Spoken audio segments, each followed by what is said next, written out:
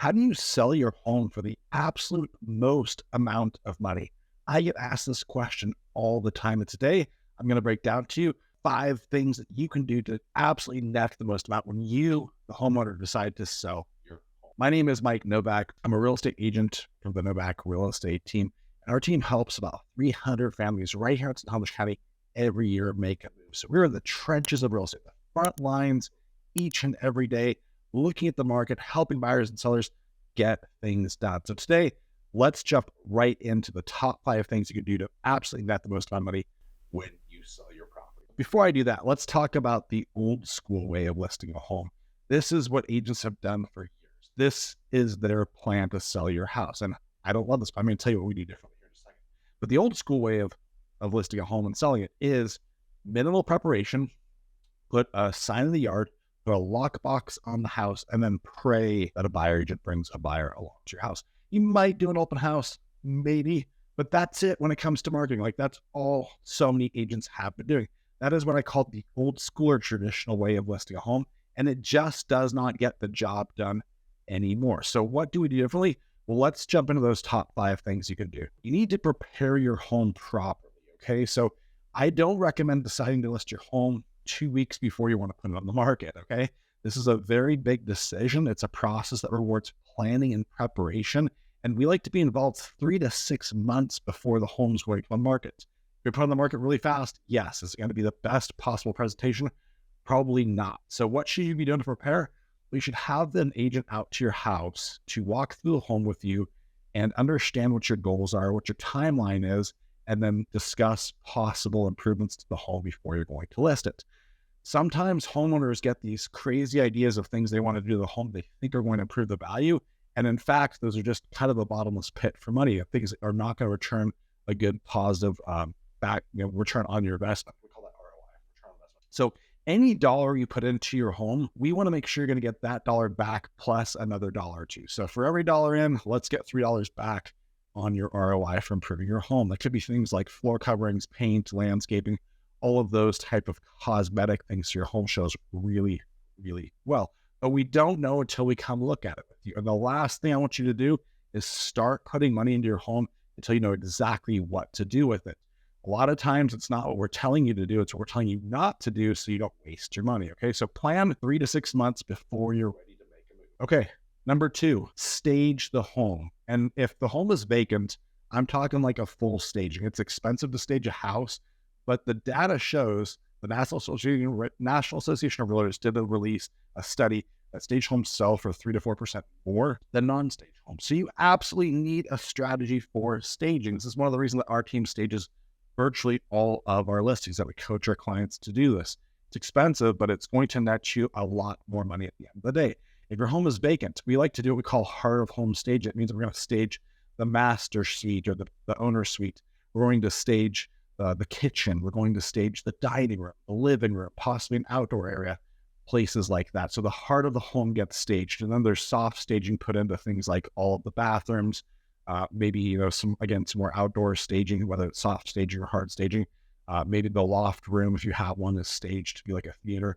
But people are really bad at conceptualizing what a home could be used for when they walk into that home. So we got to tell them, right? And the staging really shows how that floor plan could be used.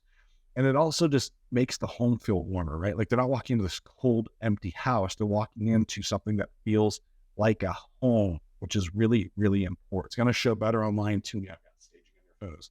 I always tell people your first showing is online, and an empty house with photos just doesn't show as well as a house that's got furniture in it that's staged and optimized, okay? So what we recommend is we do a home editing walkthrough. That means once we agree to work with you, we send one of our stagers back to your house and they do a room by room walkthrough with you. And we create a curated, customized checklist with our suggestions on what you need to do to each space. Oftentimes this is things like decluttering, personalizing, and then moving furniture around to showcase the space if you're living in a home. If it's vacant, this is much more easy. It's just getting everything out, right? But if you're living in a home, it's gonna be a room by room checklist on everything that you need to do and our recommendations to showcase your space.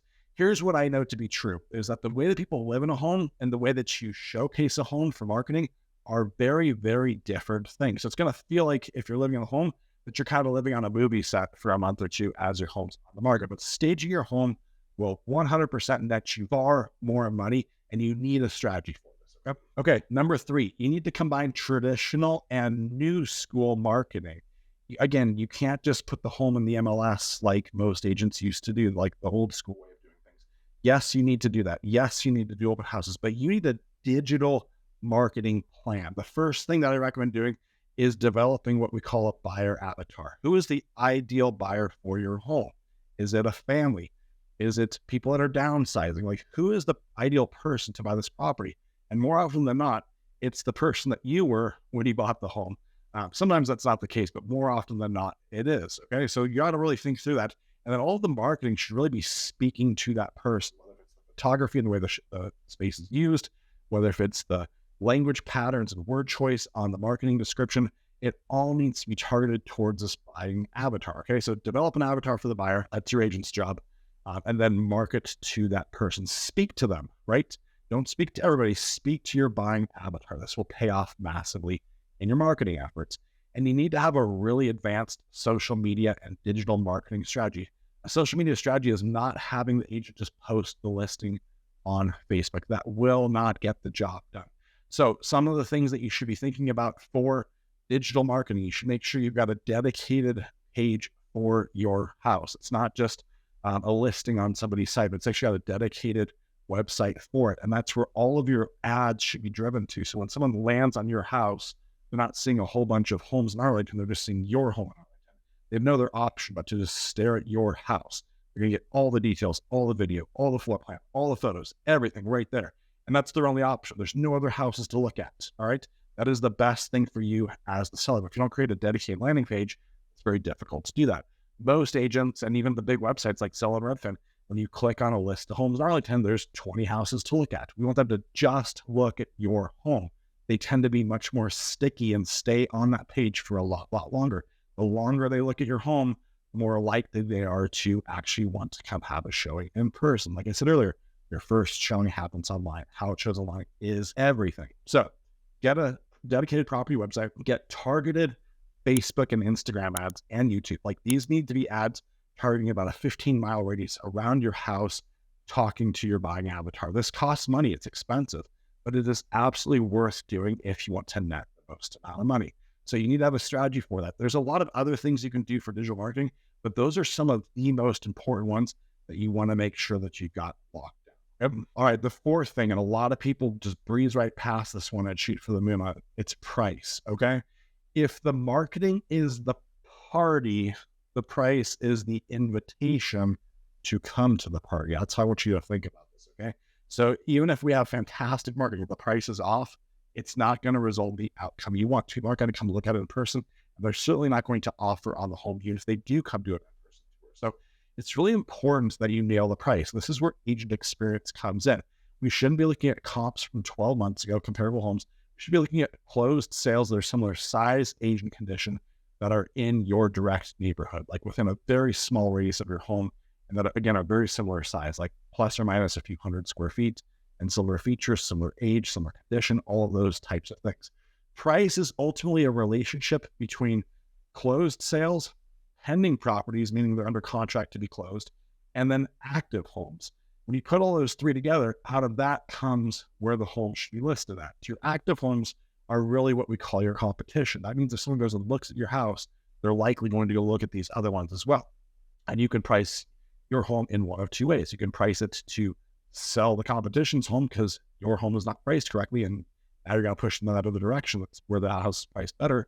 Maybe it shows better too. Or you can price it where you're getting the traffic and you're going to get the sale, right? So your price will either sell your competition's home or it will sell your home. It's completely up to you on how you choose to do that. If you're not getting a certain amount of showings per week, and that's going to be price and location depending on how many, and also market specific, then you should know that you've missed the price. Okay. And so sit down, talk to your agent. If it's us, we'll tell you, hey, Bob, we're looking for 3 to 4 showings a week at this price point in this location to know that we've got the price, to affirm that price. Okay. So really, really important. The other thing that's really important to affirm the price is get agent feedback once they've shown the home. So your agent should be reaching out to the buyer's agents and just getting feedback. How did the showing go? What did your client like about the listing? What they dislike about it? How did it show in person? Was it what you thought? Was it different?